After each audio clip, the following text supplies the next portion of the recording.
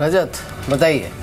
बिल्कुल, इस बाजार पे कुछ ऐसे प्ले जो इस समय अपने बुक वैल्यू के नीचे है लेकिन आने वाले समय के लिए बेहतर प्रदर्शन कर सकते हैं, उसमें है कॉर्ड्स केबल्स। इस स्टॉक पे नजर रखें। इस स्टॉक में अभी वॉल्यूम कम है, वो इसलिए क्योंकि पिछले कुछ दिनों में जो स्लाइड आया ऊपर से ऊपर दबाव था उसमें कम वॉल्यूम के साथ गिरावट है, लेकिन यहाँ से पलटा तो बहुत शार्प रिबाउंड दे सकता है। इनफैक्ट जिस तर्ज पे मुनाफा पिछली तिमाही में दिया था, एक्सपेक्टेशन बहुत स्ट्रॉग है कि इस तिमाही पे भी रिजल्ट्स काफी बेहतर रह सकते हैं। एक तो अपने बुक वैल्यू के नीचे कामकाज कर रहा है, ऊपर से 52-53 के आसपास बहुत इंपॉर्टेंट सपोर्ट जोन है इस पर्टिकुलर काउंटर का। लॉन्ग टर्म एवरेजेस के ऊपर है, शॉर्ट टर्म एवरेजेस कभी भी क्रॉस कर सकता है। FY16 मुनाफा देखें, पूरे फिस्कल में 15% के आसपास की ग्रोथ देखने को मिली थी और क्वार्टर 4 में जो ऑपरेटिंग मुनाफा था उसमें 19% का जंप था, यानी 8.5 करोड़ के आसपास का ऑपरेटिंग प्रॉफिट मुनाफा जो है कंपनी ने यहां पर दर्ज किया था।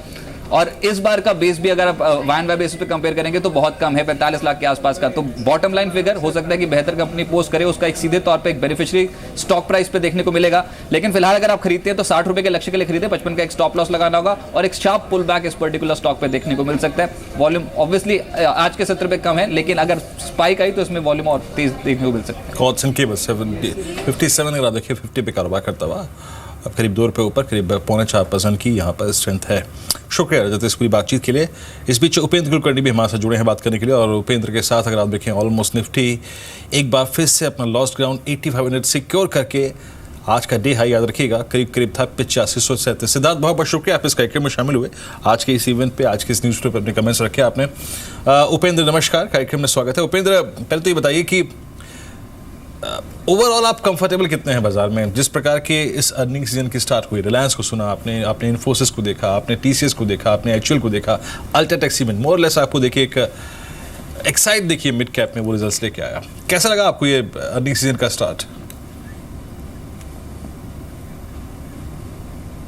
अभी आप वीरेंद्र देखेंगे तो सेक्टर वाइज हमें देखना पड़ेगा। IT के क्षेत्र के जो रिजल्ट्स आए हैं TCS एंड इन्फोसिस वो कुछ इतने खास नहीं थे। Same way if you look at HUL, उनके भी रिजल्ट्स इतने खास नहीं थे। जो स्लो डाउन रूरल क्षेत्र में हमें देखने को मिल रहा है उसका एक रिफ्लेक्शन था उसमें। बाकी सिलेक्टिवली रिजल्ट्स आर एवरेज और not bad. For example UltraTech का top line was good but bottom line was not to the expectation.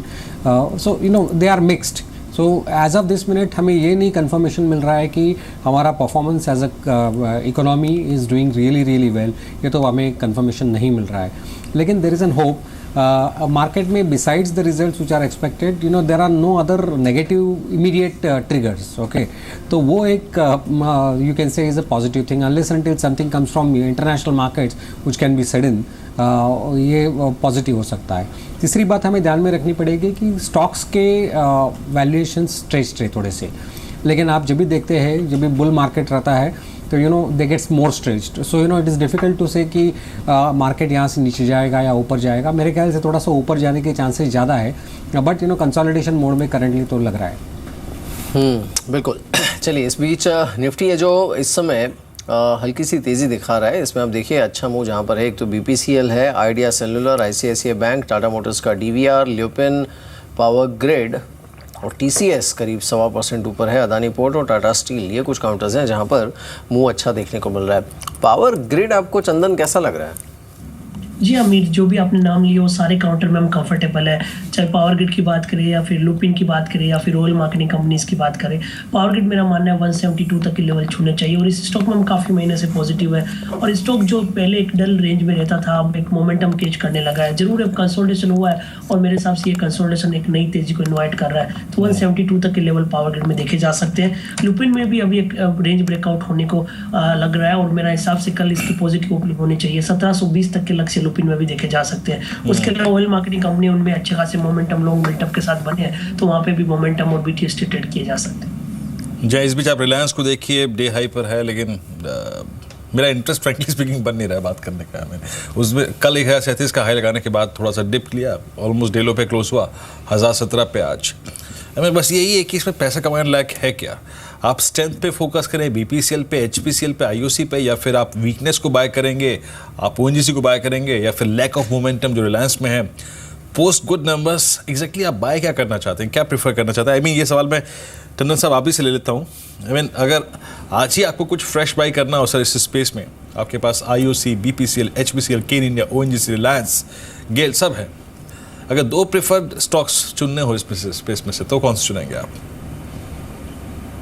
एक तो मैं ये कहना चाहता हूँ कि इस लेवल पर मुझे कोई बहुत खास कंफर्ट नहीं है बाजार में, लेकिन अगर आपको खरीदना ही है तो शायद रिलायंस इस वक्त जो है देखने लायक है, क्योंकि परफॉर्मेंस अच्छा था और अब फिलहाल जियो फाइनली लगता है कि 1-2 महीने में लॉन्च हो जाएगा, तो उससे कैश फ्लो आना फिर से शुरू हो जाएगा। तो एक तो वो एक ट्रिगर हो सकता है। दूसरा, अगर क्रूड के दाम अगर बढ़े नहीं यहाँ से, बल्कि जैसे अभी रुझान नज़र आ रहा है वो थोड़े से वीक हो रहे हैं, तो रिफाइनिंग कंपनीज में वैसे भी फ़ायदा होने वाला है।